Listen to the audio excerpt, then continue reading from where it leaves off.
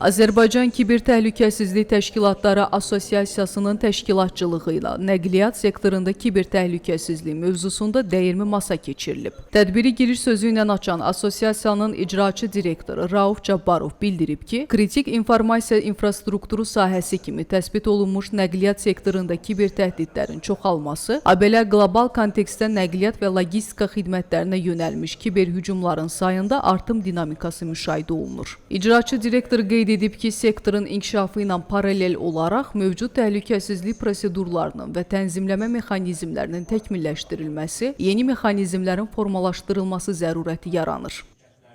Azərbaycan Kiber Təhlükəsizlik Təşkilatları Assosiasiyası mütəbadi olaraq vaxtaşarı bu tip sektorial görüşlər keçirdir.